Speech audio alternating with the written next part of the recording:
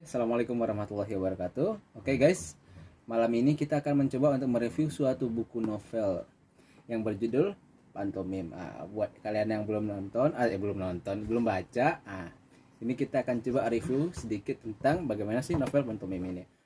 Oke, sekarang akan review adalah teman kita Daniel. Oke, Neil, coba direview silakan. Novel Pantomim. Ya, novel ini saya tamatkan 1 tahun yang lalu ketika pandemi dimulai.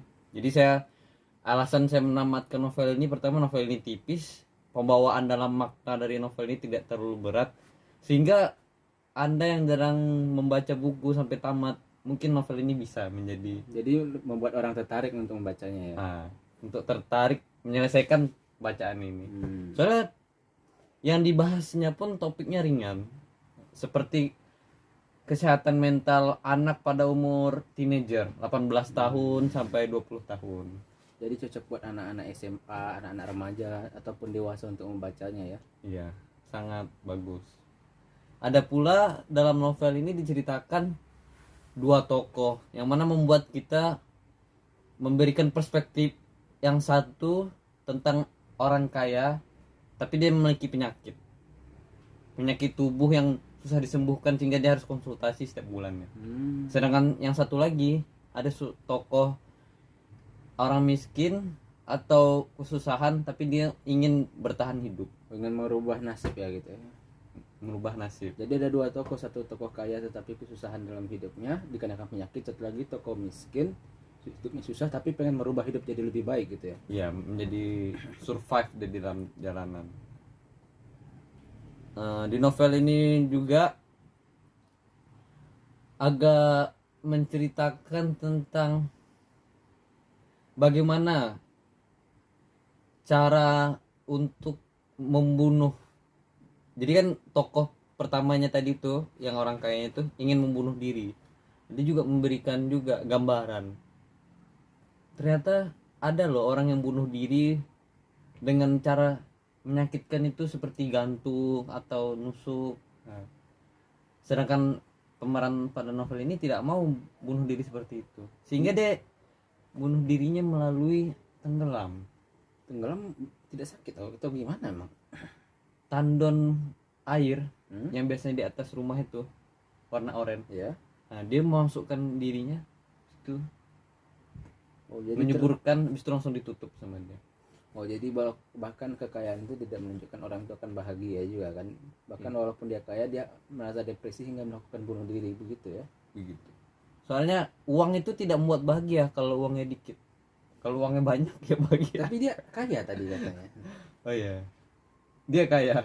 Jadi mungkin dikarenakan kekayaan namun dia masih tetap punya masalah juga dia. Jadi terkadang nggak, atau kawan-kawan semua, walaupun kekayaan ada memiliki jabatan ataupun keilmuan dan lain sebagainya, kepintaran, tetapi itu tidak menentukan kebahagiaan seseorang. Beda dengan tokoh kedua tadi ya, yang miskin, bagaimana nasibnya tuh?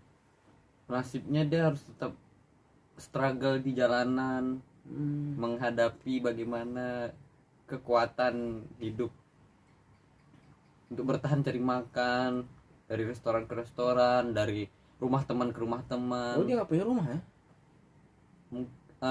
Gara-gara orang tuanya dia meninggal sehingga dia harus nginap di rumah bibinya, yang mana nggak semua rumah bibinya tuh enak kita tinggal gitu. Pasti ada timbul masalah baru. Ya bakal ada sedikit perselisihan. Ada banyak konflik kecil-kecilan di keluarga gitu ya. Iya. Pindah di rumah teman ke jalanan, ke rumah saudara, itu survive banget ya.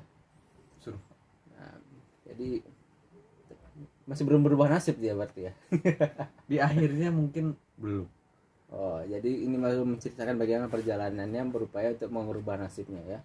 Namun hebatnya, walaupun nasibnya pun belum berubah, dia masih bahagia, hebatnya ya. Walaupun orang tua udah meninggal, harus pindah-pindah rumah, dari tempat teman, tempat bibi lain sebagainya, tapi dia tetap struggle, tetap survive, tetap berjuang untuk menghadapi kenyataan. Dia tidak menutup mata dikarenakan nasibnya yang tidak seberuntung orang-orang yang ada di luar sana, tetapi dia tetap berjuang. Ini adalah suatu kisah yang menunjukkan tidak kebahagiaan itu tidak dilihat dari harta ya, tapi dilihat dari dalam diri kita sendiri. Gimana sih kita ngeliat kebahagiaan itu gimana? Oke, ini suatu buku yang mantap ya. Pantomim ini buku tahun berapa ya? Tahun 2019. Iya, Masih baru berarti. Oke, membahas isu-isu psikologis loh. ya, jadi sangat membawa emosional seseorang ketika membaca. Karena kan terkadang buku ini sendiri menceritakan mungkin sedikit bagaimana pandangan kita terhadap diri kita sendiri pun juga kadang-kadang seperti itu. Kadang-kadang kita dalam kehidupan sehari-hari kita pun ya kadang-kadang walaupun dapat banyak belum tentu kita bahagia, begitu ya. Oke, baik kawan-kawan semua, sekian untuk review buku kita Baik. hari ini. Sekian, assalamualaikum warahmatullahi wabarakatuh.